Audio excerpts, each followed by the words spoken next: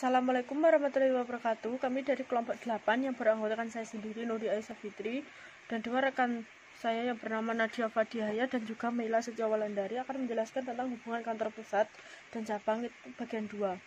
Yang pertama yaitu pengiriman transfer uang antar cabang, yang kedua ada pengiriman barang-barang antar cabang, yang ketiga ada barang-barang yang akan dikirim ke cabang dinota dengan harga di atas harga pokoknya dengan tambahan persen atas harga pokoknya atau dinota dengan harga penjualan eceran. Yang pertama kita bahas itu ada pengiriman uang antar cabang. Terjadi apabila suatu perusahaan itu mempunyai cabang lebih dari satu dan digunakan untuk mengendalikan aktivitas dari tiap-tiap cabangnya, dan kantor pusat itu mengadakan suatu pembatasan yang berhubungan dengan otorisasi terhadap transaksi yang terjadi antara cabang tertentu dengan cabang lainnya. Dari segi akuntansi sendiri itu meskipun tiap-tiap cabang dianggap sebagai unit usaha yang berdiri sendiri, namun demikian pengecualian terhadap transaksi antar cabang itu diadakan guna hasil usaha tiap-tiap cabang dapat lebih dikontrol oleh pusat. Untuk menampung transaksi antar cabang, otorisasi dari kantor pusat harus diperhitungkan oleh masing-masing cabang dengan kantor pusat. Kita mengambil gabungan dari PT itu PT Rinala yang berkantor pusat di Magetan memerintahkan kepada cabang Ngawi untuk mengirimkan sebesar 500.000 kepada cabang Madiun. Sesuai dengan uraian tersebut, maka pencatatan yang diperlukan oleh masing-masing pihak yang terlihat dalam transaksi adalah sebagai berikut. Untuk buku-buku kantor pusatnya itu rekening kuran kantor cabang Madiun sebesar 500.000 ke rekening kuran kantor cabang Ngawi sebesar 500.000, dan cabang Ngawi itu rekening kantor yang pusat itu didebet sebesar 500.000, kasnya itu dikredit sebesar 500.000, dan di cabang Madiun itu kasnya didebet sebesar 500.000, rekening koran kantor pusat itu sebesar 500.000 ke dikredit. Untuk selanjutnya ada pengiriman barang antar cabang. Terdapat persoalan apabila terjadi pengiriman barang dari cabang tertentu ke cabang lainnya. Persoalan tersebut tentang perlakuan akuntansi terhadap biaya yang pengangkutan barang-barang yang bersangkutan. Dalam hal ini pengiriman itu dari kantor pusat ke kantor cabang biasanya ada ongkos pengangkutan untuk barang yang diperhitungkan dan menjadi beban kantor cabang ditambahkan pada harga yang bersangkutan.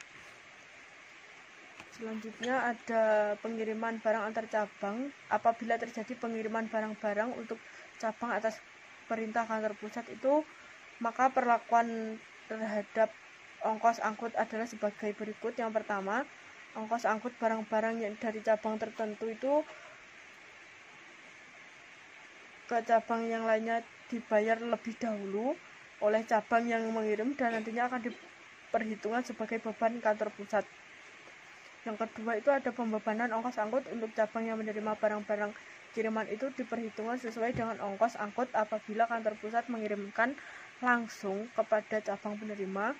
Yang selanjutnya itu ada dalam buku kantor pusat, selisih yang terjadi dalam perhitungan pembebanan ongkos angkut itu antar cabang diperlakukan sebagai selisih ongkos angkut barang-barang antar cabang. Kita ambil contoh yang kedua, ada PT Rinala di Magetan mengirimkan sejumlah barang ke cabang Ngawi seharga 600.000. Ongkos angkut barang tersebut dari Magetan ke Ngawi sebesar 30.000. Beberapa hari kemudian ada perubahan kebijaksanaan, kantor pusat memerintahkan kepada cabang Ngawi agar barang yang baru diterima dikirimkan ke cabang Madiun seluruhnya. Cabang Ngawi melaksanakan perintah dengan membayar ongkos sebesar 20.000. Apabila kantor pusat langsung mengirimkan barang-barang tersebut dari Magetan ke Madiun itu memerlukan ongkos angkut sebesar 40.000 rupiah.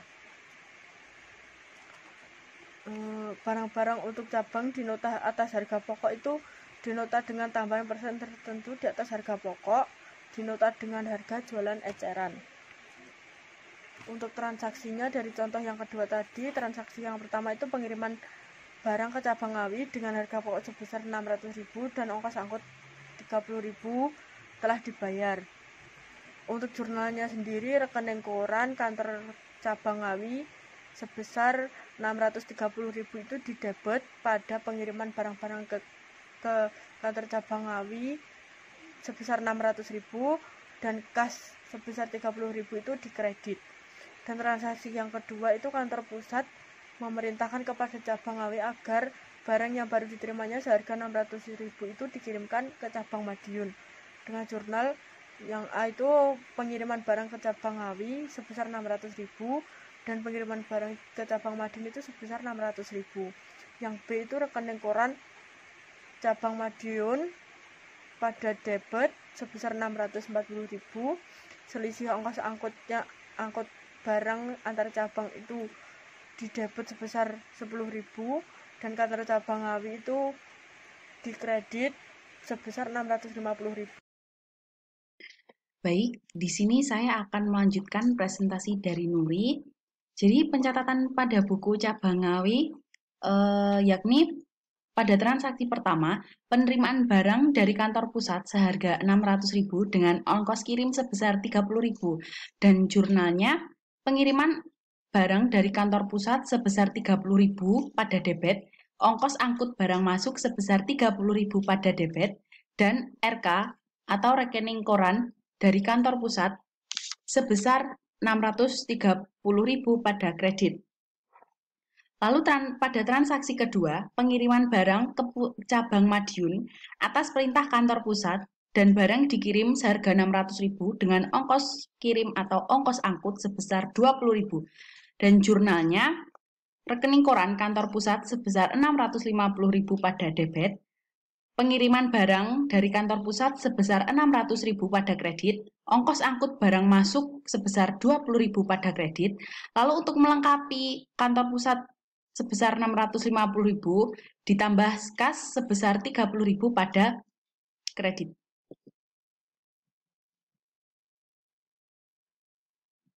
Lalu selanjutnya ada pencatatan buku pada cabang Madiun. Transaksinya yakni penerimaan barang dari cabang Ngawi atas perintah kantor pusat seharga 600.000 dan ongkos angkut normal Magetan Madiun sebesar 40.000 dengan jurnal penerimaan barang dari kantor pusat sebesar 600.000 pada debit, ongkos angkut barang masuk sebesar 40.000 pada debit, dan rekening koran kantor pusat sebesar 640.000 di kredit. Selanjutnya ada tujuan penentuan harga barang untuk cabang di atas harga pokok. Yang pertama, untuk dapat mengontrol dan mengendalikan para pejabat di cabang sehingga dapat diperoleh gambaran yang konkret tentang hasil-hasil usahanya. Lalu yang kedua, ada untuk dapat menutup sebagian ongkos pengurusan dan pengawasan serta administrasi yang menyangkut hubungan antara kantor pusat dan cabang. Dengan menentukan harga barang untuk cabang di atas harga pokoknya, sebenarnya bahwa laba yang dilaporkan adalah lebih rendah dari yang sesungguhnya terjadi. Nah, dengan demikian laporan persediaan akhir barang yang ada dalam cabang tidak sesuai dengan harga pokoknya. Informasi terhadap pokok dan persediaan barang dagangan yang berada di kantor cabang tetap harus dikumpulkan oleh kantor pusat karena merupakan data penyesuaian atau hasil usaha cabang yang bersangkutan. Lalu, contoh ketiga yaitu, misal barang yang harga pokoknya itu sebesar 500.000 dikirimkan oleh kantor pusat kepada cabangnya dengan harga setelah dinaikkan 25% dari harga pokok atau sejumlah 625.000. Lalu pencatatan pada buku kantor pusat dan cabang akan tampak sebagai berikut. Jadi transaksinya kan pengiriman barang ke cabang dengan harga pokok 500.000 dan di nota ditulis seharga 625.000. Jurnal pada buku kantor pusat yaitu rekening kantor cabang, rekening koran kantor cabang sebesar 625.000 pada debit, pengiriman barang ke kantor cabang sebesar 500.000 pada kredit, cadangan kenaikan harga barang cabang sebesar 125.000 pada kredit. Lalu di jurnal buku kantor cabang lebih singkat yakni pengiriman barang dari kantor pusat seharga 625.000 di debit dan rekening koran kantor sebesar 625.000 pada kredit. Nah, Apabila barang telah laku dijual oleh cabang, maka laba yang diakui oleh kantor pusat di samping selisih antara harga jual cabang dengan harga nota juga diperhitungkan cadangan kenaikan harga yang ada, sesuai dengan jumlah yang terjual menurut laporan dari cabang yang bersangkutan. Biasanya, perhitungan untuk mengurangi cadangan kenaikan harga barang cabang dilakukan pada akhir periode. Rekening cadangan kenaikan harga barang cabang ini dikurangi proporsional dengan jumlah yang terjual, sehingga saldonya menjadi sejajar dengan tambahan atau kenaikan harga atas persediaan yang masih ada di cabang. Lalu, selanjutnya ada contoh keempat. Misal pengiriman barang pada PT Rinala seharga pokoknya sebesar 500.000 dengan harga nota untuk cabang ditulis sebesar 625.000. Lalu pada akhir periode kantor cabang melaporkan bahwa persediaan barang yang ada seharga 400.000. Sedang laporan perhitungan rugi laba cabang menunjukkan laba bersih sebesar 50.000. Lalu pencatatan pada buku kantor pusat dan cabang tampak seperti berikut. Jadi transaksi yang pertama, laporan perhitungan laba rugi yang menunjukkan laba bersih itu sebesar 50.000.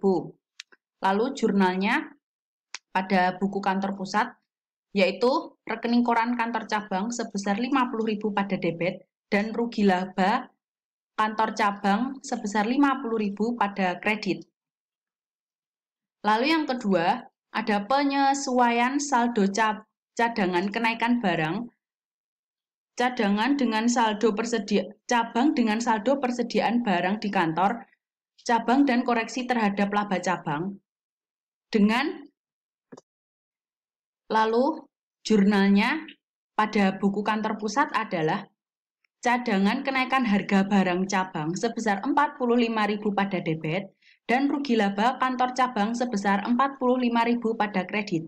Lalu transaksi yang ketiga ada menutup rugi laba cabang ke rugi laba umum dengan jurnal pada kantor pusat rugi laba kantor cabang sebesar 95.000 dan rugi laba sebesar 95.000 pada kredit.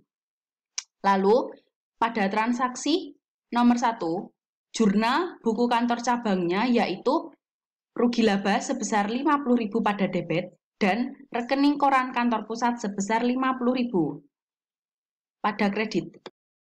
Dalam buku kantor cabang hanya ditulis laporan perhitungan laba rugi dan tidak ditulis jurnal pada transaksi 2 dan 3 karena pada kantor cabang hanya membutuhkan laporan perhitungan laba rugi. Nah, dari jurnal di atas dan berdasarkan laporan dari cabang, barang yang terjual adalah sebesar 225.000 yang didapat dari 625.000 dikurangi 400.000. Jadi, harga pokok yang sebenarnya itu adalah 100 dibagi 125 dikali Rp225.000, yaitu didapat harga sebesar Rp180.000. Dengan demikian, maka kenaikan harga untuk barang yang telah terjual oleh cabang adalah sebesar Rp45.000 yang didapat dari Rp225.000 dikurangi dengan Rp180.000. Nah, oleh karena itu, rekening rugi laba cabang dikoreksi dengan ditambah kredit sejumlah Rp45.000. Lalu saldo rekening cadangan kenaikan harga barang cabang pada akhir periode tinggal Rp80.000 yang didapat dari Rp125.000 dikurangi Rp45.000. Jumlah ini akan proporsional dengan saldo persediaan di cabang yang berjumlah sebesar Rp400.000 di mana di dalamnya terkandung kenaikan harga sebesar 25% dari harga pokoknya. Di dalam perkembangan selanjutnya, apabila cabang diperkenankan untuk membeli barang sendiri dari pihak ketiga dan untuk kemudian dijual sendiri, maka dalam laporan yang disampaikan ke kantor pusat harus dipisah antara persediaan yang berasal dari pembelian sendiri dengan persediaan yang berasal dari pengiriman oleh pusat. Nah, persediaan barang yang dibeli sendiri oleh cabang dicatat dengan harga belinya atau at cost, sedang barang-barang dari kantor pusat dicatat dengan harga nota yang ditetapkan. Lalu selanjutnya barang-barang untuk cabang dinota dengan harga jual eceran. Lalu tujuan pokok daripada teknik penentuan harga untuk cabang dengan harga-harga penjualan eceran yaitu yang pertama, untuk lebih memperketat kontrol dan mendapatkan informasi yang lengkap tentang hasil-hasil operasi cabang.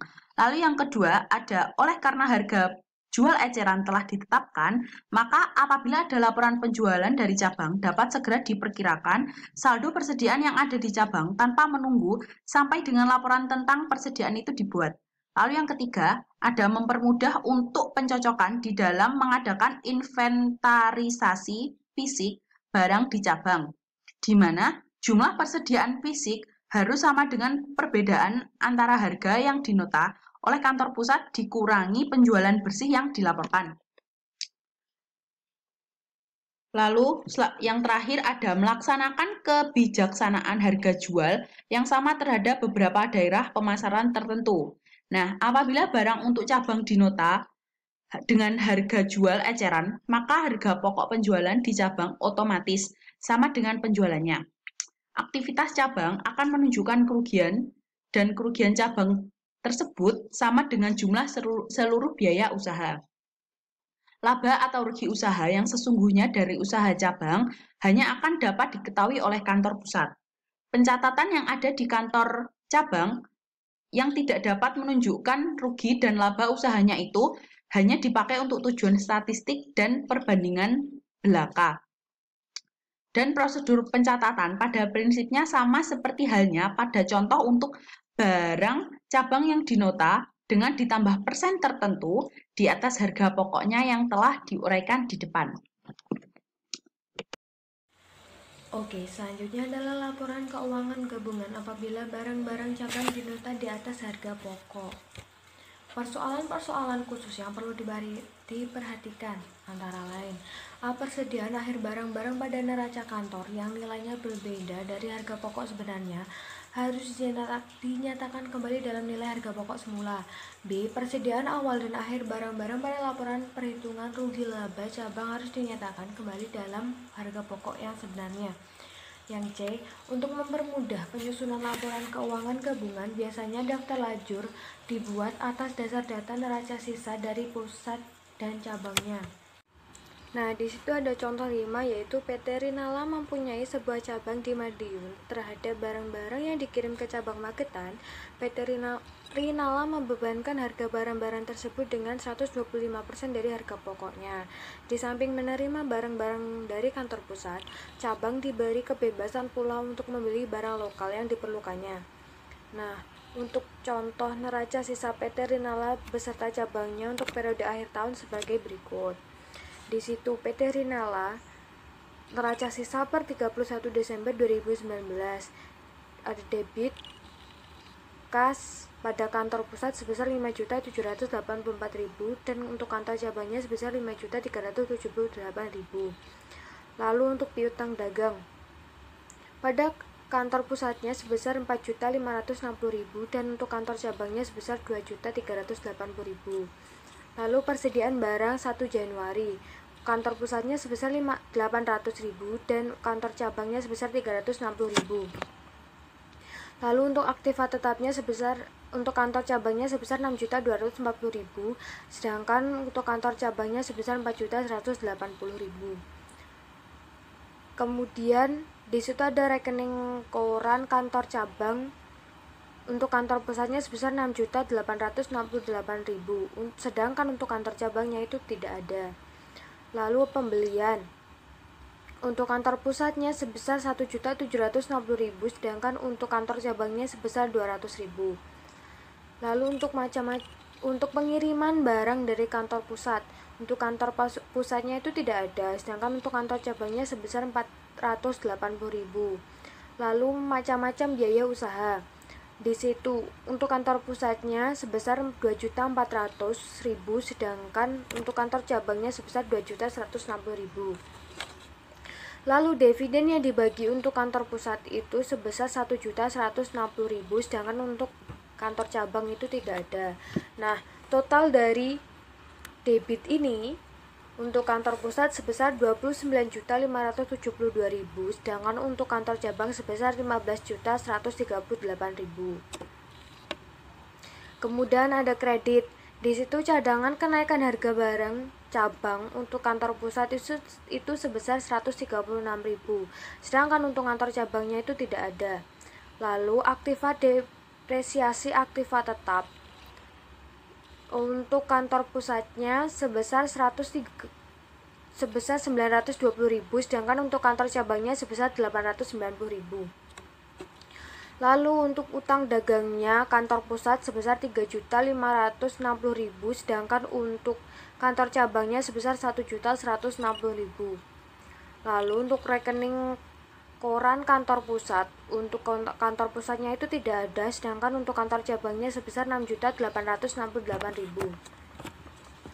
Lalu modal saham untuk kantor pusat itu sebesar 4.600.000, sedangkan untuk kantor cabangnya tidak ada.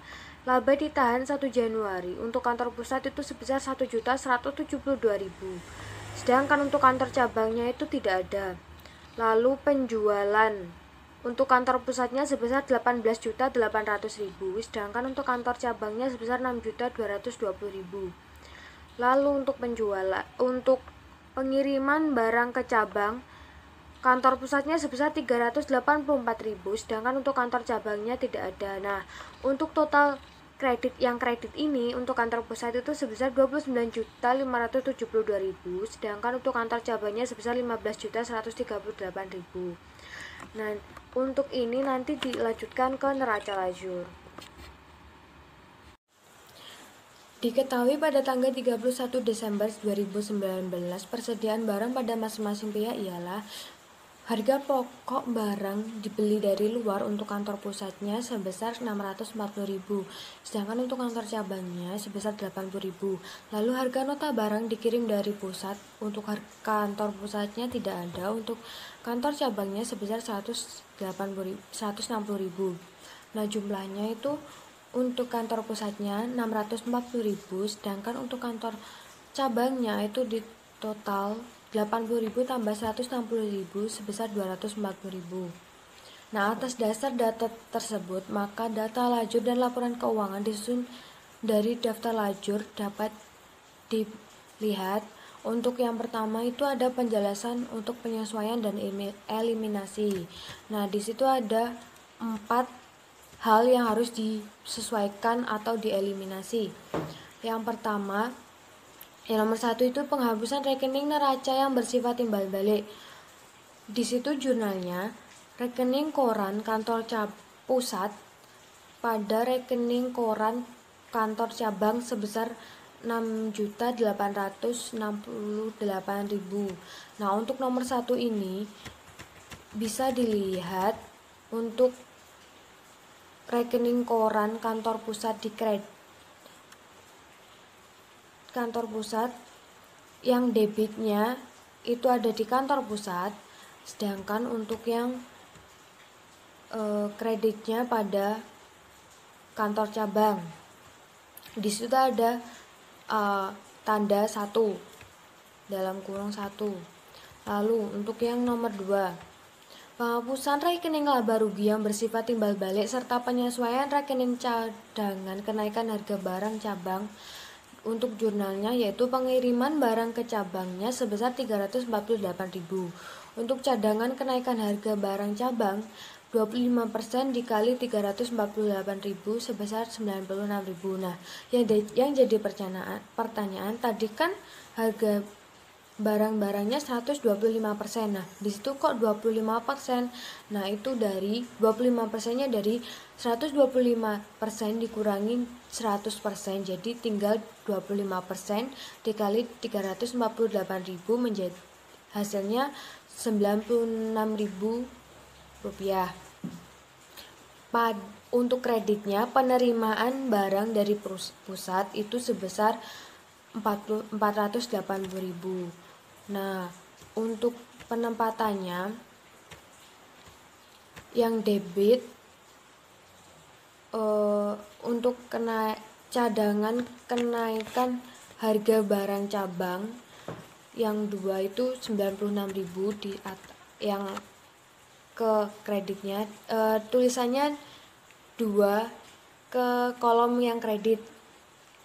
Lalu untuk pengiriman barang ke cabangnya sebesar 384.000 ada nomor 2.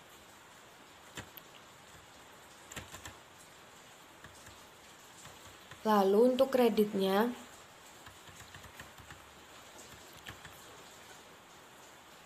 pengiriman barang dari kantor pusat sebesar 480.000 pada nomor 2. Lalu untuk nomor 3, saldo awal rekening cadangan kenaikan harga barang-barang cabang pada 1 Januari 2019 adalah sebesar 40.000.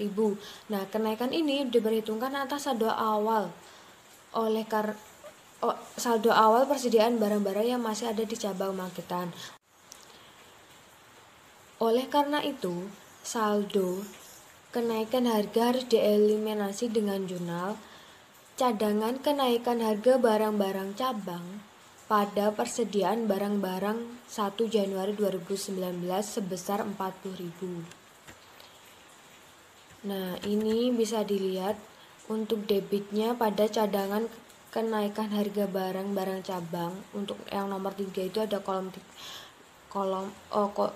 tanda kurung nomor 3 sebesar 40.000, dan pada persediaan barang 1 Januari 2019 untuk kreditnya itu juga nomor 3 40.000. Lalu nomor 4, persediaan akhir barang-barang yang ada di cabang yang asalnya dari kantor pusat baik untuk kepentingan perhitungan laba rugi maupun neraca cabang masih mengandung unsur kenaikan harga sebesar 25% di atas harga pokoknya. Harga pokok barang yang ada di cabang sebenarnya adalah 125% dikali 160.000. Itu menghasilkan 128.000. Akibatnya nilai persediaan akhir barang dagangan di cabang harus disesuaikan sebesar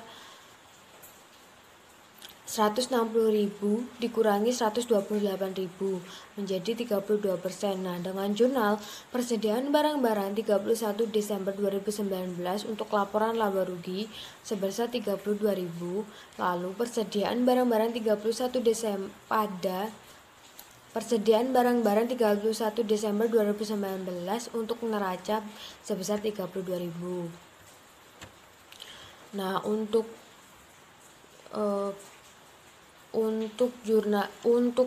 di daftar di neraca lajurnya itu di bawahnya total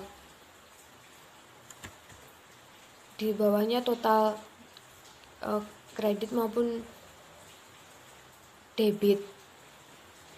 Yang pertama di situ yang ada kalau dalam kurung 4 persediaan barang-barang 1 Desember 2019 untuk laporan laba rugi di debit 32.000.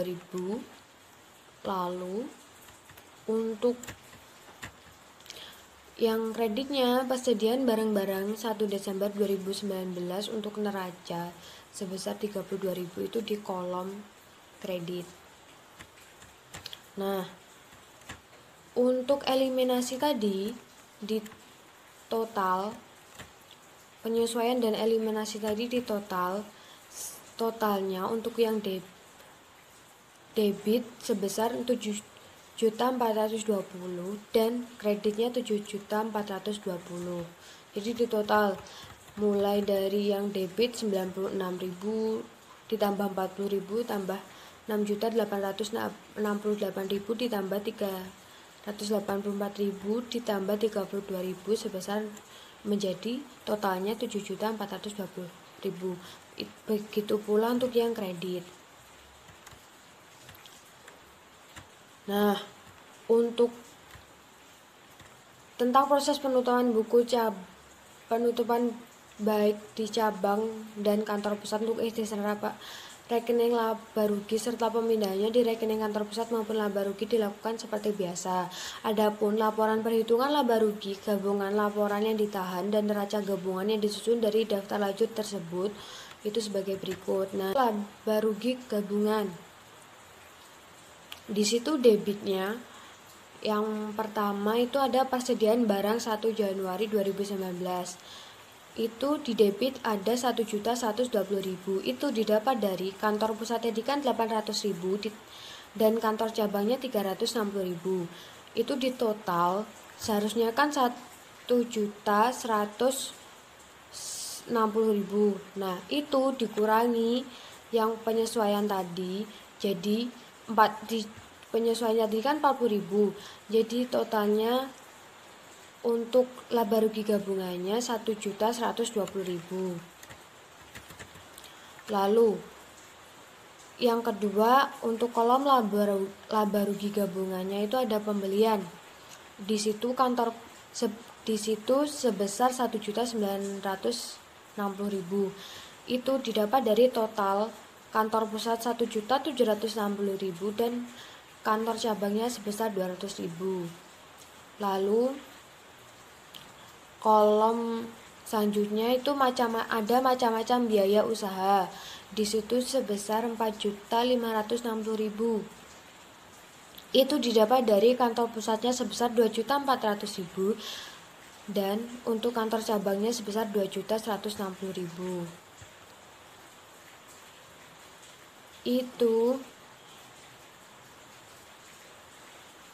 dan itu di total untuk yang debitnya sebesar 7.640.000.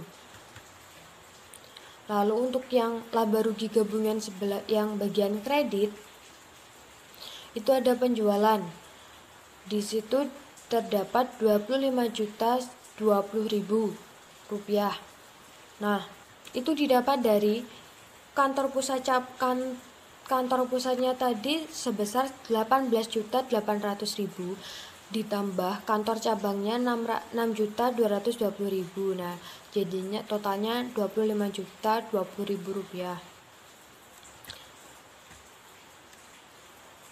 Lalu untuk selanjutnya untuk kolom kreditnya di laporan laba rugi itu ada persediaan barang-barang 1 Desember 2019 pada laporan laba rugi. Itu di situ ada 848.000 rupiah. Nah, itu didapat dari kantor pusatnya 640.000 rupiah ditambah 240.000 dari kantor cabang. Seharusnya kan 880.000. Nah, itu dikurangi, disesuaikan tadi, dieliminasi dari 32.000. Dieliminasi sebesar 32.000. Jadi untuk laba ruginya dikredit 848.000. Nah, untuk total kredit laporan laba rugi gabungan itu sebesar 25.868.000. Nah, karena laporan laba ruginya itu belum seimbang, belum sama, maka perlu ditambah pada di situ laba bersih dipindah ke laba ditahan sebesar 18.228.000. Nah, pada kolom debit. Nah, maka total untuk kolom debit laporan laba rugi gabungan itu sebesar 7.640.000 ditambah 18.228.000 sehingga totalnya menjadi 25.868.000 sehingga sama dengan yang kredit tadi 25.868.000. Selanjutnya ada laba yang ditahan. Di situ pada kolom debitnya ada dividen yang dibagi sebesar 1.160.000 diambil dari data yang tadi.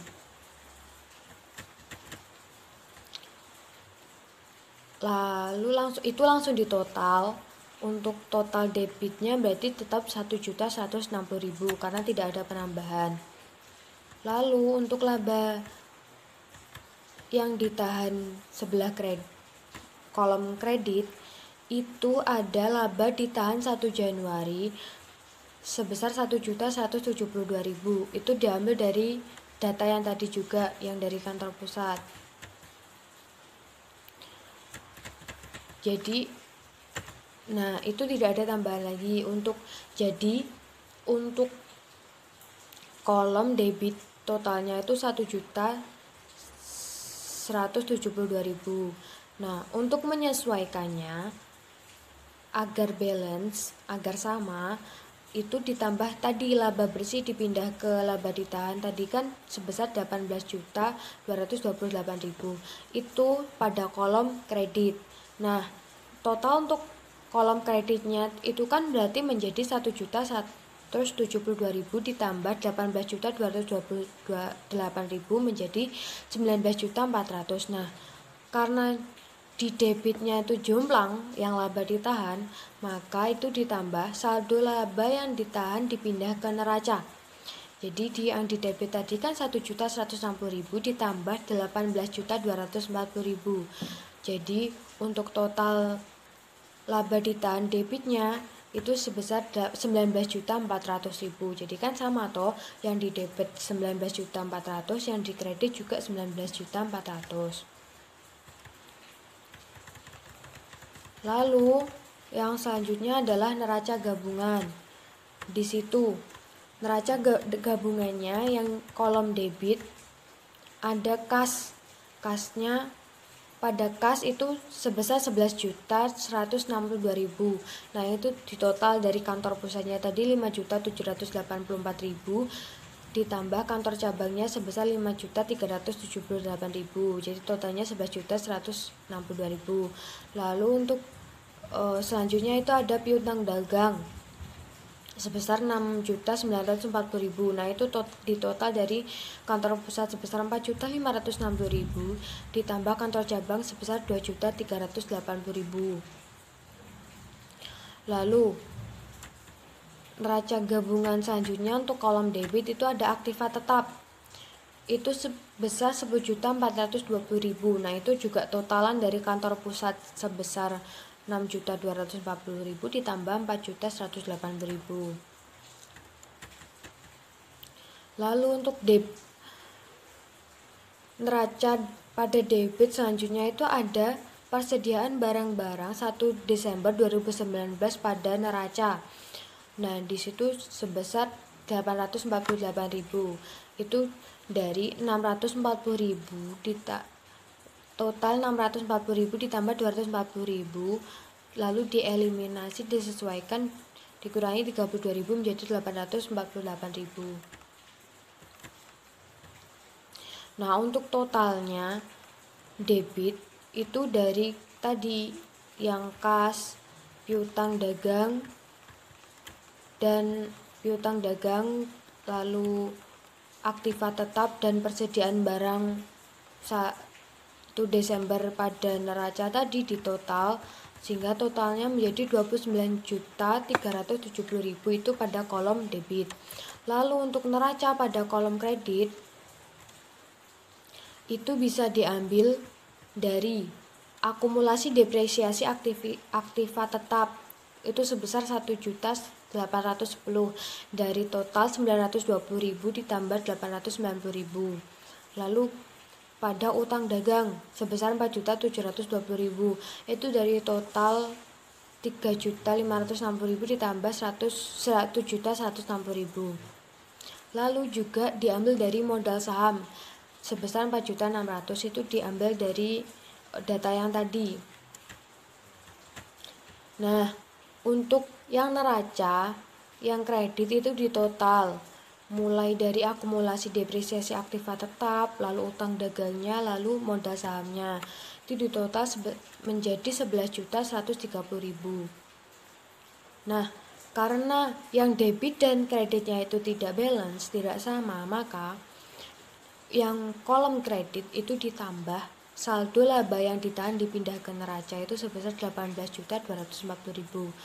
Sehingga untuk kolom kreditnya yang semula 11.130.000 ditambah 18.240.000 itu menjadi 29.370.000. Jadi sehingga debit dan kreditnya itu sama balance. Nah, selanjutnya itu ada penyusunan laporan laba rugi PT Rinala kantor pusat dan kantor cabang 31 Desember 2019. Di situ ada harga pokok penjualan sebesar 25.020.000. itu dikurangi persediaan awal sebesar 1.120.000 ditambah pembelian sebesar 1.960.000. Nah, untuk barang tersedia untuk dijualnya itu sebesar 3.080.000. Nah, itu dikurangi persediaan akhir 848.000, sehingga total dari pengurangan untuk harga pokok penjualan itu sebesar 2.232.000. Nah, 25.020.000 itu dikurangi 2.232.000 sehingga menghasilkan laba kotor penjualan itu sebesar 22.232.000. Lalu itu dikurangi lagi untuk macam-macam biaya usaha sebesar 4.560.000 sehingga dihasilkan laba bersihnya sebesar 18.228.000. Lalu selanjutnya adalah laporan laba yang ditahan gabungan PT Rinala kantor pusat dan cabang 31 Desember. Di situ ada saldo laba yang ditahan 1 Januari 2019 sebesar 1.172.000. Dan laba bersih tahun 2019 itu sebesar 18.228.000 diambil dari yang tadi, laporan laba rugi gabungan. Nah, itu dijumlah sehingga menghasilkan 19.400.000. Lalu dikurangi dividen yang dibagi sebesar 1.160.000 sehingga laba yang ditahan 31 Desember 2019 itu dihasilkan menjadi 18.240.000. Lalu untuk neraca gabungan PT Rinala kantor pusat dan cabang 31 Desember 2019 itu untuk kalau kolom aktivanya ada kas sebesar 11.162.000